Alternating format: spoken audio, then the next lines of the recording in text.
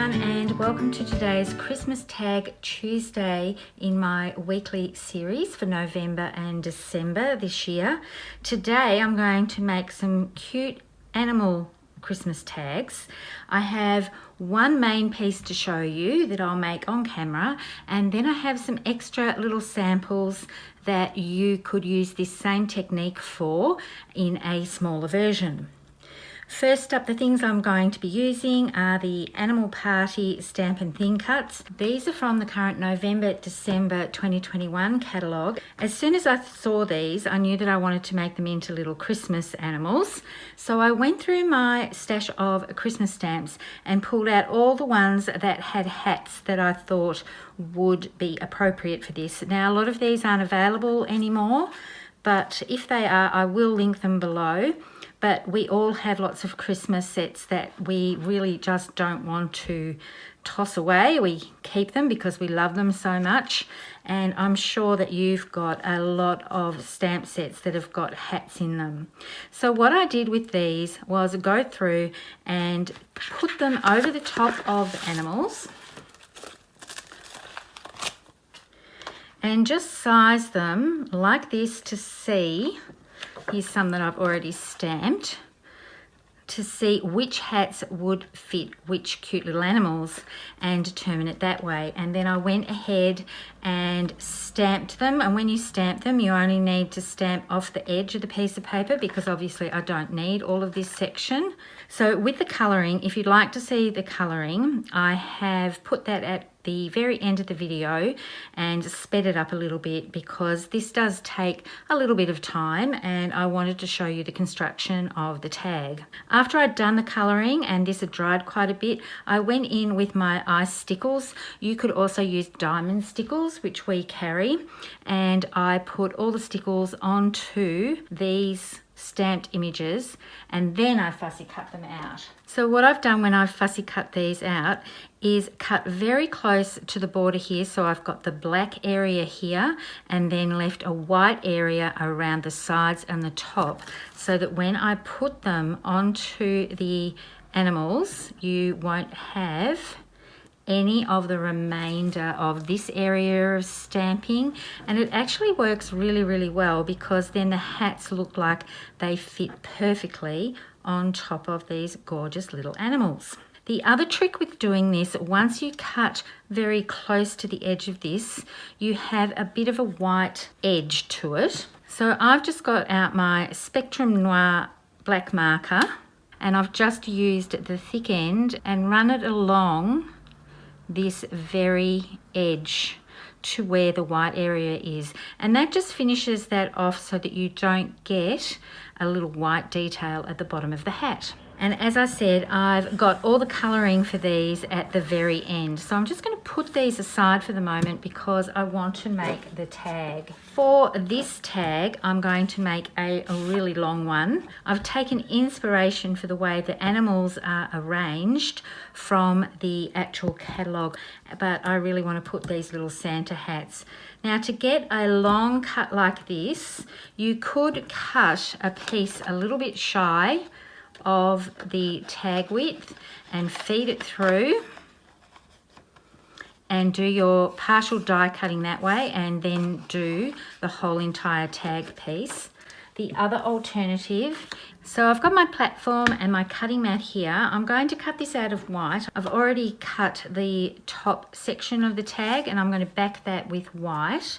So I'm just going to position my tag, make sure it's nice and straight, and when I feed this through my die cutting machine, I do not want this bottom section to cut at all so that I can trim away the rest of it with my trimmer.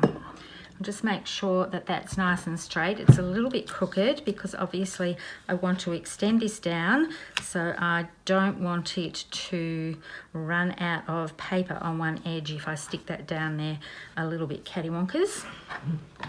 So now I can feed this through my die cutting machine.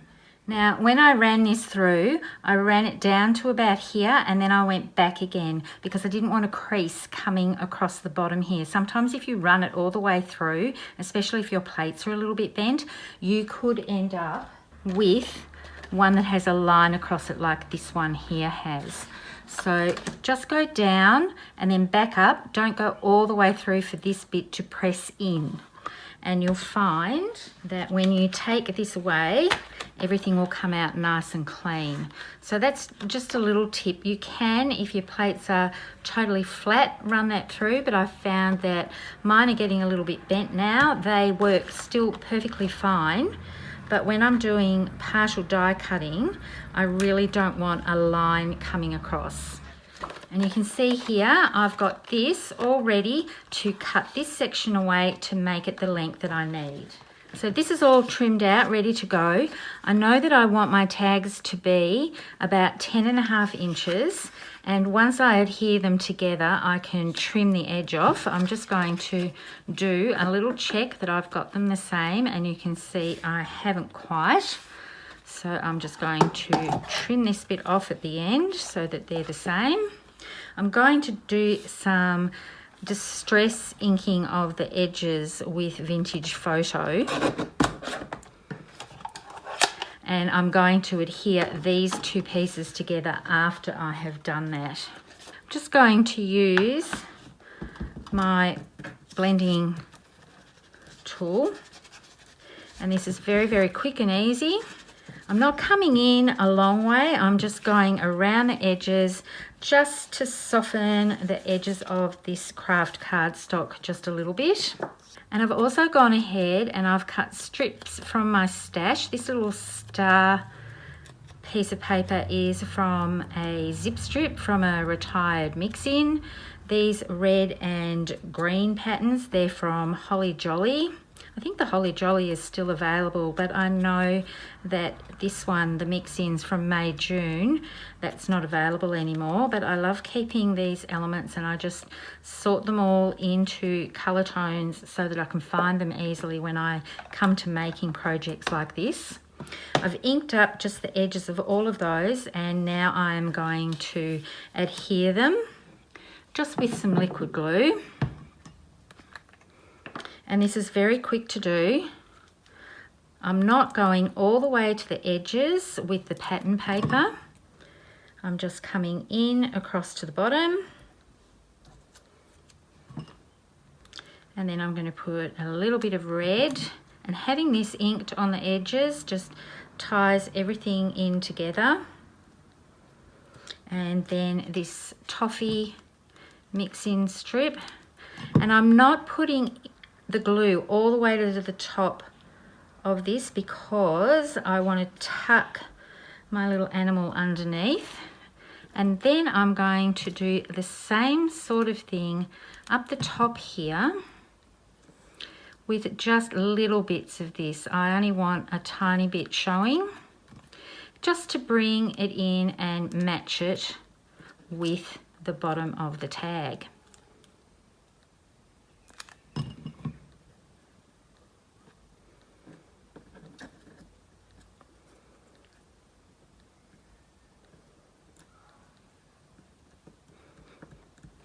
So that's that bit done, and now I can just trim away the excess. And then so that these edges match, I can just bring in my Vintage Photo and use what's left on my brush. And there's the tag base part pretty much prepped. This tag I think would look gorgeous on a baby's first Christmas present or on a child's Christmas present. And then you get the bonus of using it on a scrapbook page. So once that's been gifted, you could easily just put this straight onto a scrapbook page on a layout of them opening up their gifts. Now I'm going to adhere this piece. And if you've gone a little bit over with any of this, you just bring your trimmer in and trim out the excess little bit of white that's showing. Using liquid glue gives you time to move things around, and then I'm just going to trim away this little excess piece of white. The reason why I didn't attach the white to the craft and then do the distressing is because when you're moving it around, you can do this on your all-purpose mat or onto a sheet of just scratch paper like I did. The ink could transfer to the back of the tag, and I wanted to keep the back of the tag clean of that. The fun bit is going to happen soon, I promise. Although this looks pretty cute just like it is. So think of this style. It doesn't have to be cute little animals. It could also have Christmas trees, or you could do baubles. But extending the tag to whatever length that you like gives so many more options when you're making tags. You don't just have to stay with the tag size that is in that buildable tag set. So now this is my base all ready to go. I'm going to attach all of these little hats to the animals just with some liquid glue and build these up.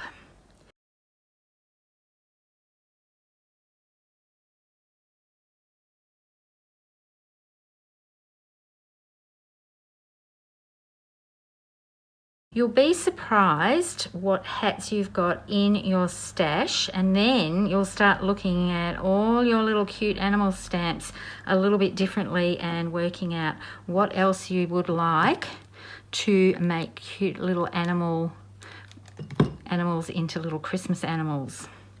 Okay, let's start building this up. So the first one that's going on is the elephant. So I'm just going to put liquid glue onto this. I'm not going to put liquid glue right up to the top of the hat because I want to tuck the animals underneath. I just need to lift this strip up just a little bit so that I can tuck him under. And off to the side a little bit because I've got another little treatment that I want to do with him, which you will see shortly. And then it's just a case of building them up one on top of the other.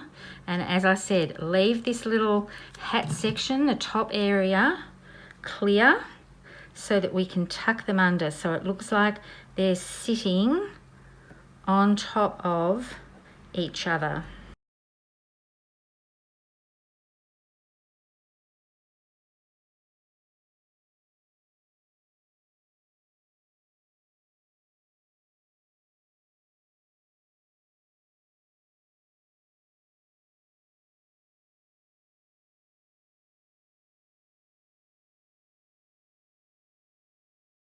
Now I'm going to decide where to stick this little birdie.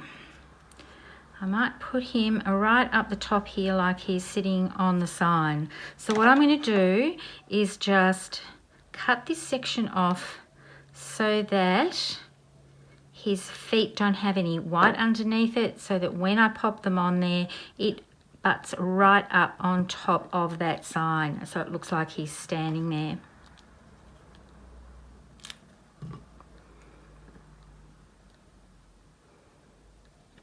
So the sentiment for the Merry and Bright is from this Whimsical holiday. I just saw that when I was getting this Santa out, and it fits really, really well. But then I've also got December 25. That's from a September-October stamp set. So North Pole Post. These two are very, very cute, and I'm using those in the next lot of tags I'm going to show you. They're all assembled, so it's basically just a flip through and a quick demonstration on a couple of things. Now I have these tiny little gifts. There's a gift set in Holiday Village that you could use, this little stamp, but I pulled it out of one of the other ones that I was using for the hats. So a little bit of glue, and this little elephant is going to have all the gifts balancing up his trunk in a little stack, just to add another level of cuteness, I think. And once again, I'm tucking to make it look like they're all sitting and nestling together. One more gift, because things always look better in threes or odd numbers. And with the liquid glue, you've got time to move things around. I want these a little bit wonky, so he looks like he's balancing them. Here are the other ones that I made in a smaller version. So you can see you can do the same sort of thing with these in a smaller version, but I've also brought in a little bit of stamping, and I've only put the strips at the bottom. So I'll show you how I've done these very, very quickly. I've just used Distress Oxide inks. So I've got Candy Apple and Vintage Photo, and I'm going to use Santa's Airmail and North Pole Post. I love this little postage stamp wave, and I love this circle one. I've also used Santa's Airmail on 2 of those, and they have the date December 25th on there as well. I'm just going to bring in this scratch piece of paper again, because I want to stamp off. With the postage stamp, I want to do it in second generation. So I'm going to stamp onto my paper and then onto the tag. And I'm going to build this up and down, because there's quite a bit of room with this puppy dog. And then I'll bring in the Merry Christmas that has the little deer. And I love the circle element, and that's going on in first generation. I'm not doing second generation for that one. And that fills up that little corner just beautifully. Here's another little look at the tags. I'm hoping that the sparkle all picks up from the stickles on the hats. It adds such a nice touch. I love this long border style tag that, as I said before, would look so cute on a scrapbook page. Not only would this one look good on a scrapbook layout, think about the other tags that you've been making, and these ones in particular would be so fun to have layered across the bottom of a scrapbook layout, or coming off the side of the photos. You could use all 4 on a double page spread or on a single page layout, or just pick one to put onto a scrapbook page. There really is a lot you can do with tags. They don't just have to go onto a gift, and if they've gone onto a gift, you can repurpose them onto a scrapbook layout. I hope you've enjoyed week 5 of my Christmas tag series this year, and I hope to see you next time. Bye for now.